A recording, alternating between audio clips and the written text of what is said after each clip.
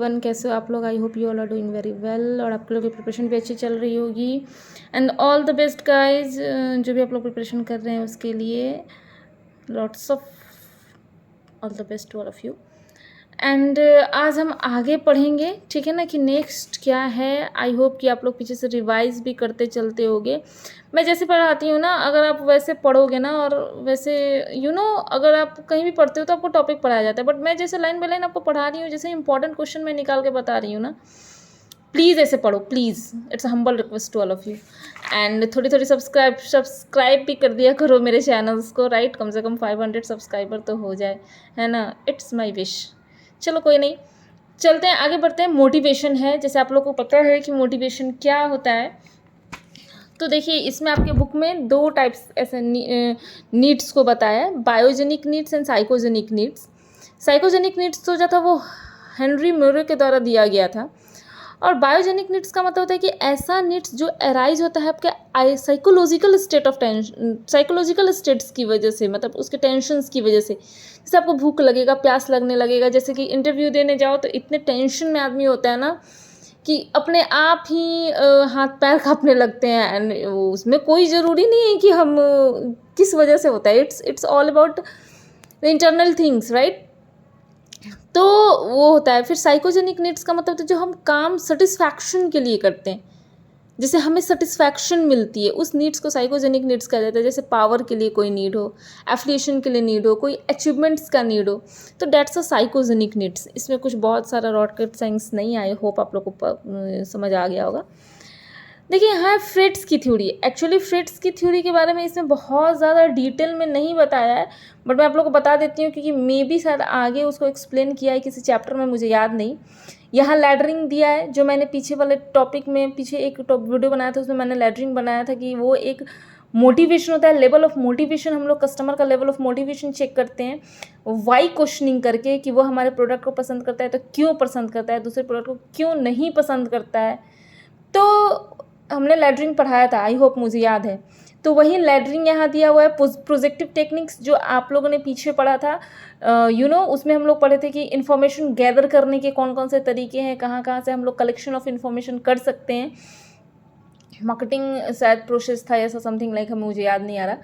तो उसमें हमने प्रोजेक्टिव टेक्निक पढ़ा था। जैसे प्रोजेक्टिव टेक्निक में बहुत सारा होता है, जैसे कि आपका वर्ड एसोसिएशन, जिसे हमने बताया था कि एक वर्ड दे दिया जाता है, फिर उस वर्ड से आपको उस पर कुछ लिखने के लिए बोला जाता है, तो डेट्स वर्ड एसोसिएशन। देन होता है सेंटेंस कंप्लीशन, आधा अधूरा सेंटेंस दे दिया जाए और फिर उस सेंटेंस को कंप्लीट करने के लिए कहा जाए, so that is the word completion. Picture interpretation, role playing. Role playing I hope कि आप लोग MBA किए होंगे, तो आप लोग के क्लास में भी शायद फर्स्ट सेमेस्टर के लास्ट में रोल प्ले करके कराया जाता है, जिसमें मोटिवेशन पे रोल प्ले होता है, लीडरशिप पे रोल प्ले होता है। तो dates a very good time, है ना? जब मैं याद करती हूँ तो माय गॉड, क्या टाइम था। चलो, तो वो है आपका रोल प्लेइंग। ये सब प्रोजेक्टिव टेक्निक्स है जिसके थ्रू हम लोग इन्फॉर्मेशन गैदर करते हैं। जो मैंने आप लोगों को क्वेश्चन करने का बताया था, ओपन एंडेड क्वेश्चन और क्लोज एंडेड क्वेश्चन, तो ओपन एंडेड क्वेश्चन में था, ठीक है ना? तो ये आप लोग को याद होना चाहिए। तो फ्रेड्स की थ्योरी क्या थी? तो फ्रेड्स ने अपनी थ्योरी में बताया था 3 स्टेट ऑफ माइंड को उन्होंने डिस्क्राइब किया था, ठीक है ना? साइकोलॉजिकल फोर्सेस को डिस्क्राइब किया था, id, ego and super ego.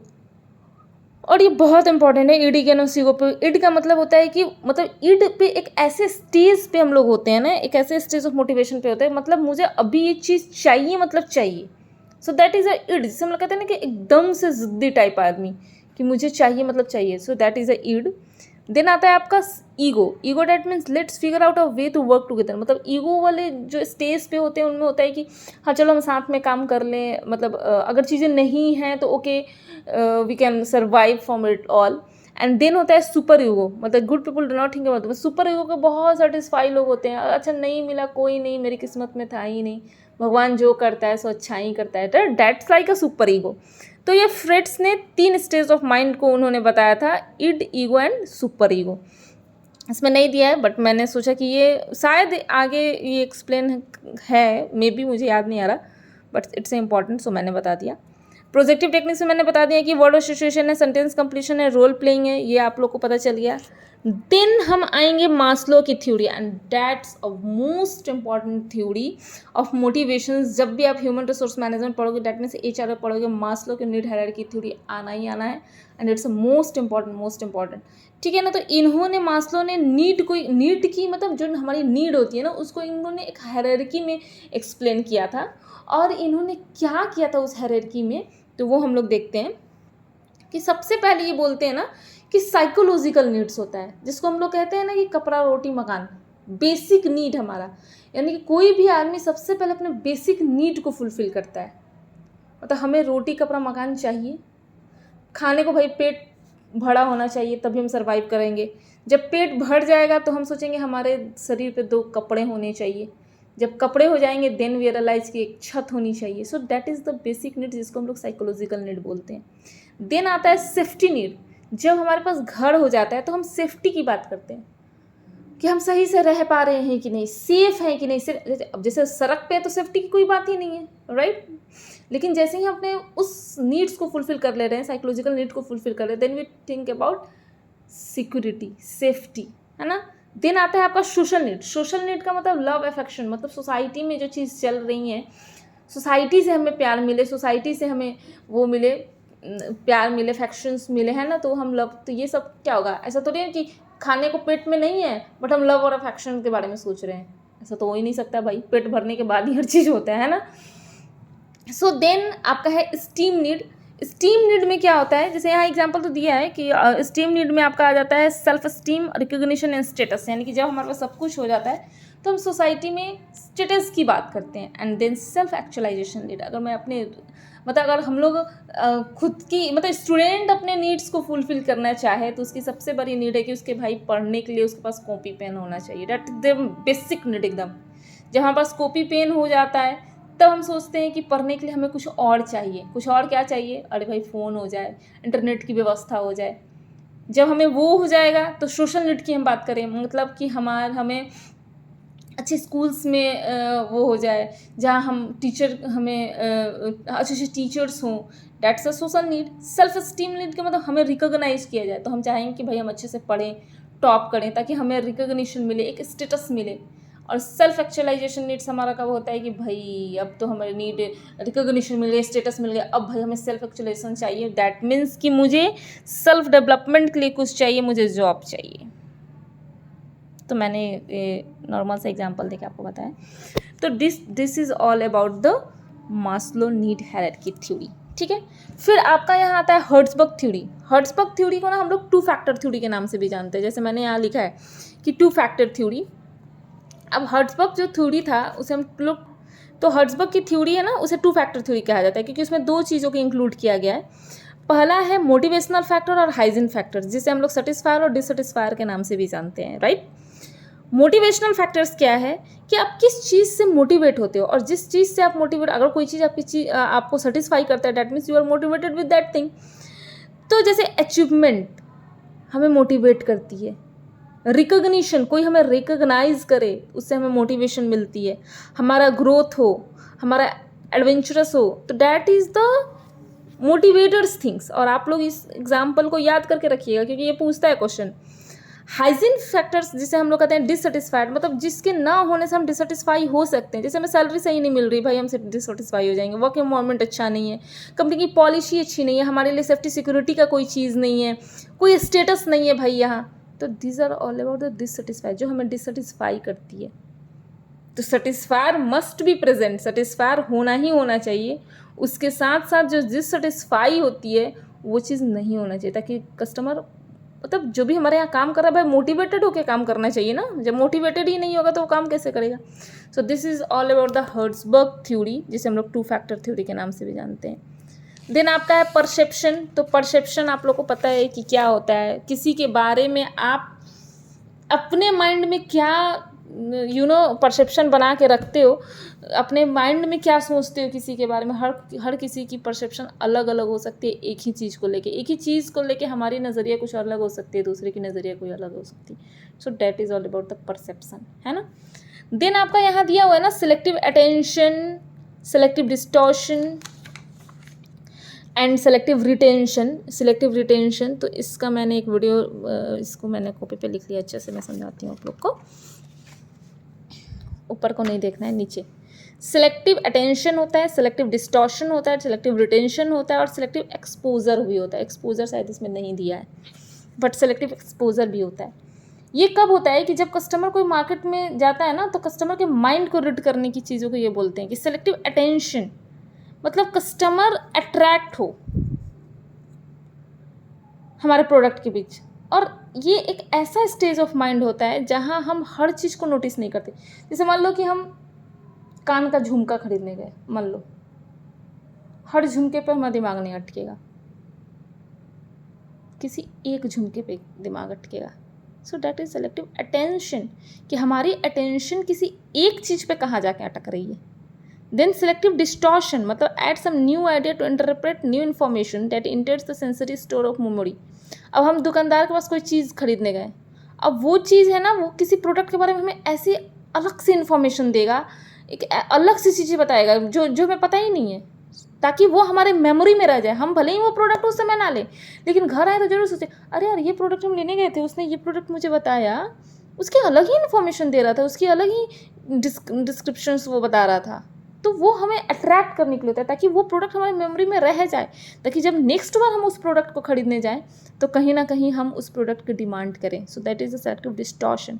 Selective retention का मतलब होता है कि जो हमें इंटरेस्टिंग लगता है, अब उसी में से जैसे हमने बताया कि डिस्टॉर्शन था, उसमें से कोई चीज़ें हमें इंटरेस्टिंग लग गई तो हमने रिटेन कर लिया अपने दिमाग में। सो that is the selective retention.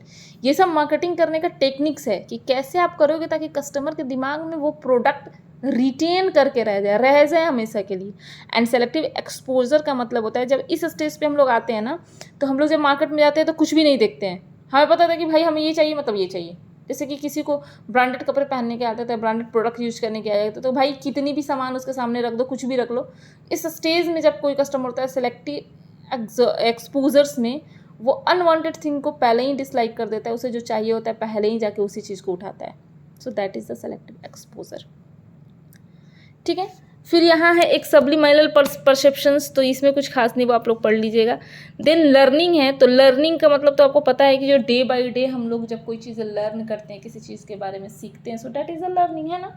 तो इसमें आपको ना लर्निंग में कुछ यहाँ बताया है, जैसे कि यहाँ बताया कि learning theories believe learning is produce through the interplay of drive stimuli cue response and री-इन्फोर्समेंट।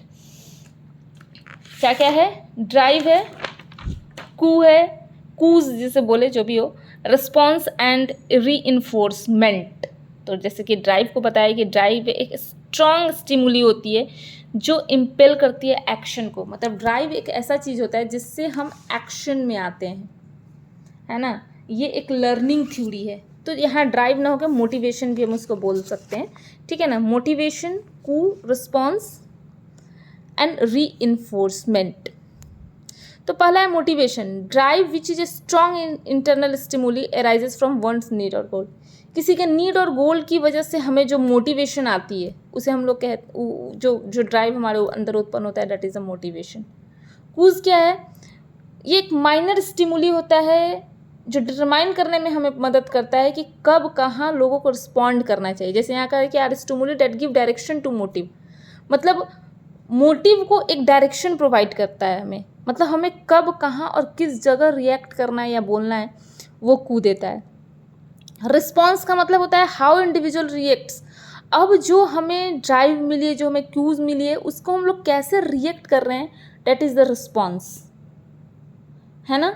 फिर होता है आपका री-इन्फोर्समेंट। री-इन्फोर्समेंट में क्या होता है कि पॉजिटिव और negative outcomes that enforce that specific behaviour will be repeat in future, मतलब हमारी पॉजिटिव और निगेटिव आउटकम्स जो है ये दिखाती है कि हाँ ये चीज़ हम, जैसे निगेटिव आउटकम्स है तो ऑब्वियसली उस प्रोडक्ट को हम लोग फ्यूचर में यूज़ करने नहीं जा रहे हैं, बट अगर पॉजिटिव है आउटकम्स तो वी रिपीटेड इट, दोबारा से दोबारा बार बार हम उस प्रोडक्ट को रिपीट करेंगे, उस प्रोडक्ट को परचेज करेंगे। सो दैट इज़ द रीइंफोर्समेंट। तो ये लर्निंग थ्योरी है, ठीक है ना। देन आपका इसमें एक देखिए यहाँ एक दिया है हेडोनिक बायसनेस, इसका मतलब तब आता है when people have a greater tendency to attribute success to डेनफर्स and failure to extend causes. तो वो कुछ खास नहीं है, चलिए कोई बात नहीं। इमोशंस के बारे में आपको पता है, मेमोरी एक होता है शॉर्ट टर्म मेमोरी, एक होता है long term memory. Short term memory तो आपको पता ही है, जो लिमिटेड और कम समय के लिए हो। लॉन्ग टर्म मेमोरी जो परमानेंट हो, इसमें कुछ बताने वाली कोई बात नहीं है, ठीक है ना। फिर इधर आते हैं हम लोग ब्रांड एसोसिएशन के बारे में, तो ये हम कल पढ़ेंगे, बाइंग डिसीजन जो 5 मॉडल्स है। आई होप कि कल की वीडियो में मैं इस चैप्टर को फिनिश करने की कोशिश करूँगी। लेट्स सी कि हो पाता है कि नहीं, क्योंकि आगे बहुत सारा है, इंपॉर्टेंट क्वेश्चन है भाई। चलिए कोई बात नहीं, ओके।